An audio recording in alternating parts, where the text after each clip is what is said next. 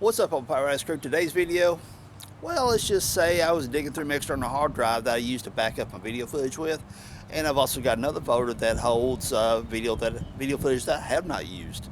Well, I ran across some footage where my dad and I was stripping out a couple cars, a Mercury Contour and a Ford Ranger.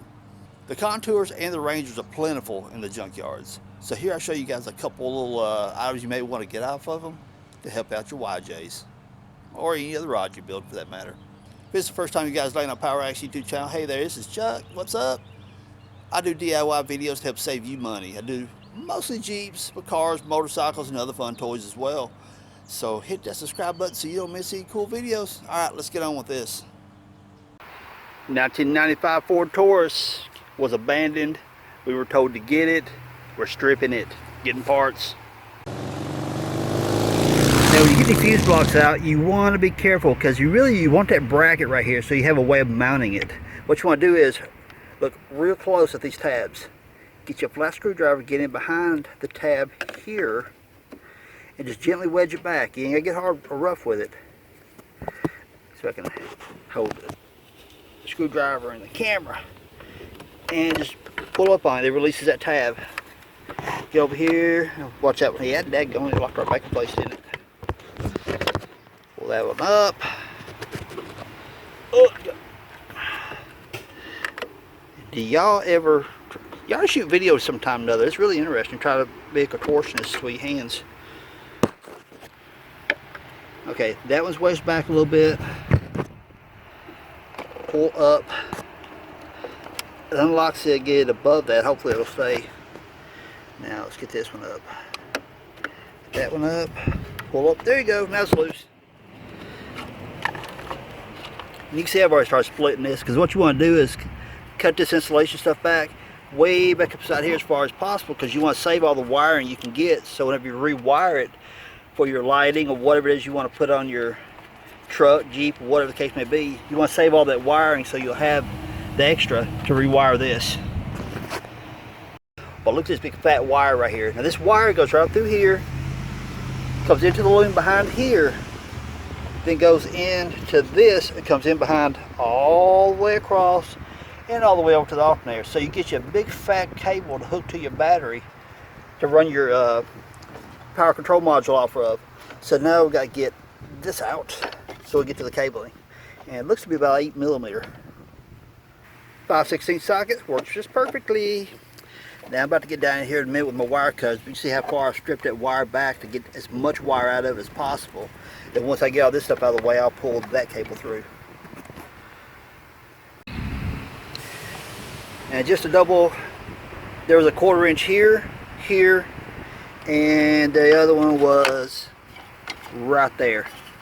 Gets that bracket out here, but what else we got attached here? There we go. Therefore, we save that bracket as a way of mounting this right here whenever you put it in your rig. Alright, save that. To ensure you get that cable right there one piece, you want to take off the latch. So you got 10mm here, two 10mm down here, and I use the 5/16 here, and there's 5/16 back here to take that whole latch mechanism off. I don't care. Yeah, I don't need it. Alright people, I had a dumb moment. You do not have to take those two out. Just take out those 10mm, that whole latch assembly comes off. Then we're going to pull a harness all the way around to the alternator.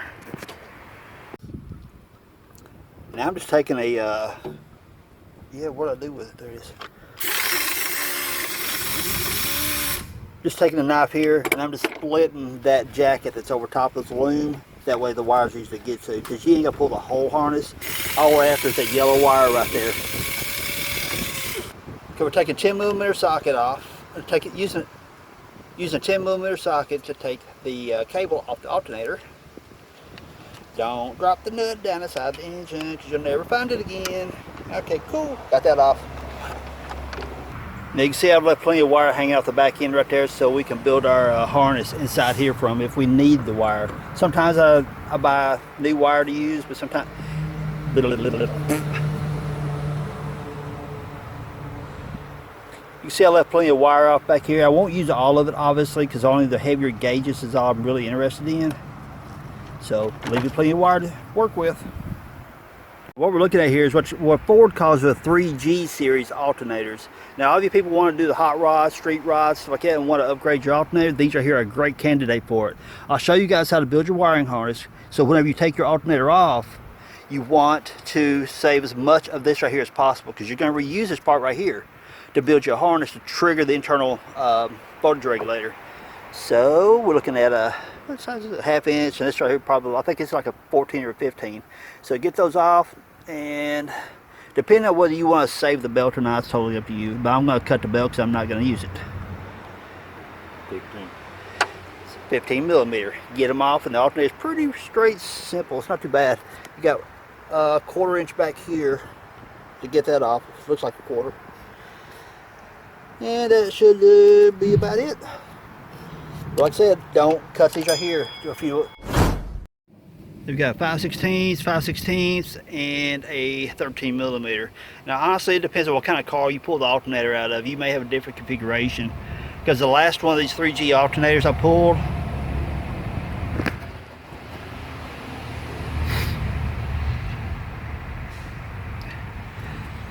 .5/16, 5/16, and 13 millimeter gets that bracket out of the way, which allows much easier removal. I've already chopped the harness off where I needed it. Now, depending on what kind of car you pull it out of, you know, your bolts could be different, obviously. The last one of these 3G series alternators I pulled come out of a 1996 model Thunderbird. We have pulled the alternator. Now let's start building the wiring harness. Now, pulling the fans, I've already started working on the wiring harness. Well, actually, I pulled out another part, but I'm going to pull the wiring harness all the way up through here and as far as I can reach that way to save it for the fans. Got some good wire right there now.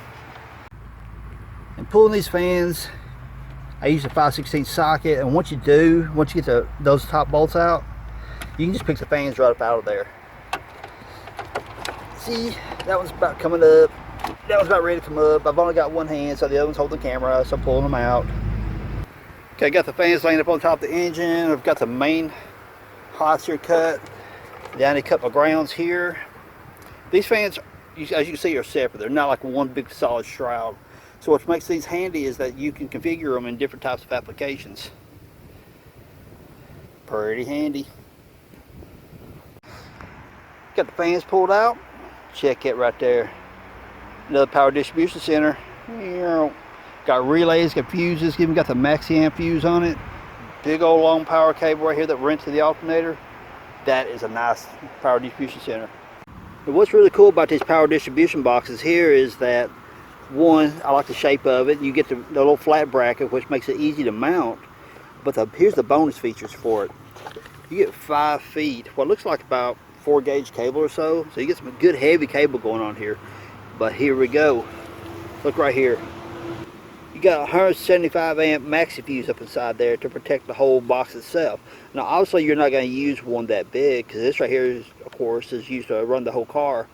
But you can always change that out to something that's more closer to what you need. So you get the mega fuse. You get assortment of relays and fuses, and just over 5 feet of some heavy duty cable. And that is a good box. Foot switch comes from a Ford Ranger.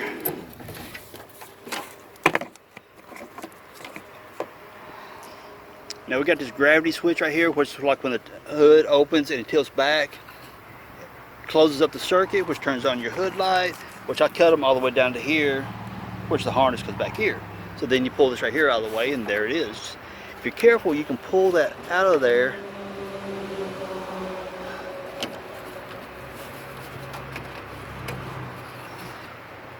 by pushing in on that little tab right there, and then pull down, it'll pop right out of there. And then get that one. Those snap up in there. There we go. And ta-da! When you're stripping out a car or truck, whatever, safe connectors like this right here, they come in really handy if you start building custom wiring harnesses. And don't forget to pull out any extra fuses when you're stripping them out. They come in handy. The Fords have this starter solenoid here. Whenever you turn... Now I'm talking to the camera again. Fords have these starter solenoids, and what happens is when you turn your key, it activates this wire right here. It sends electricity to it, which activates a set of coils. And here, it's like a big continuous duty relay, basically. And whenever it activates that coil side here, it clamps it shut, completing the circuit between these two posts, which therefore spins the starter and starts your engine.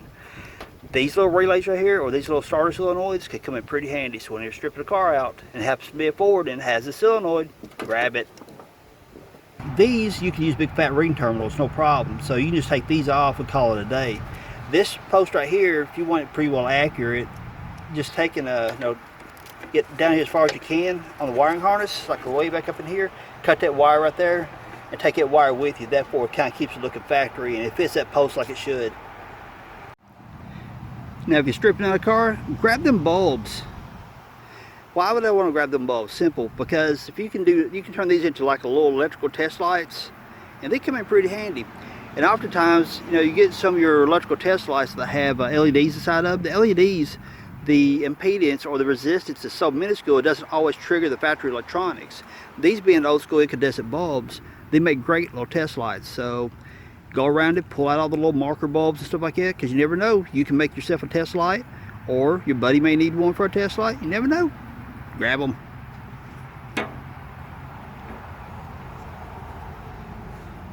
Okay, this is just a geek coming out in me. This right here came out of a 96 Ford Taurus. This is the trunk release button. But as soon as I seen it, I thought, man, that would make a cool push button starter, so I had to have it. Cut the two wires here, wire these into the relay for your starter relay, and makes a cool push button starter. This will probably go on Project Rust Bucket, so when I go to put it in, I'll show you guys how it works.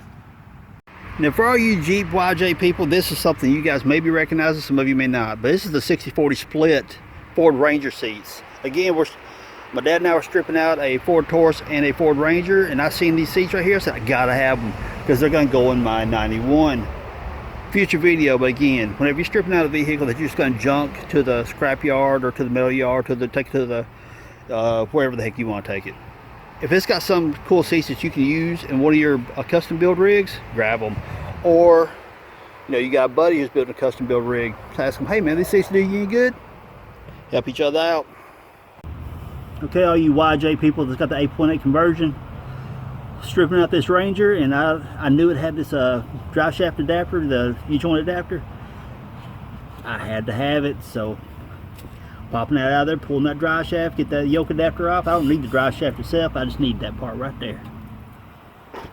And the only thing I'm needing is this adapter right here. I don't need the drive shaft like I mentioned a moment ago, so I'm going to pull these clips right here and knock that U-joint out of this right here and get just that yoke, just that adapter. But I'm not going to go through that video because I've got several U-joint videos. You guys can see how that works, and I'll link one up down below for you guys to check out. Well, everyone, I hope you enjoyed that video. If you did, give a thumbs up, subscribe if you haven't, and leave me some cool comments down below. Tell me something about your stripping out cars adventures or even junkyard adventures. That's also a good question. Occasionally I do go to the junkyards and get parts. Would you guys like to see junkyard videos? Now, whenever you're stripping out a car, don't overlook the small things. Like I took that plug. Those things make awesome plugs for building wiring harnesses. You may not need any parts, but heck, you may have a friend that's building some kind of fun rig. It could be hot rods, street rods, rat rods, Jeeps, whatever. So don't overlook those parts and take them when you can. You never know. Later on down the road, it might just save you a little bit of money. True? True. So if you enjoyed this video, hit me with a thumbs up, subscribe if you haven't, and leave me some cool comments down below. Tell me about some of your, hey, I got some really cool parts off of X car. Whatever car that may be, it has some really cool parts that you recommend. Put it down in the description. This helps everybody save money. It helps everybody learn new things, okay? Down in the description, tell us, hey, this car here has cool plugs. This car has cool parts or whatever, okay? That will help everyone. That way it brings us all together as a community. All right, everyone. Appreciate you guys hanging out with me. What's up, all my Power Ass crew? Today's video, I almost got run over by a bird.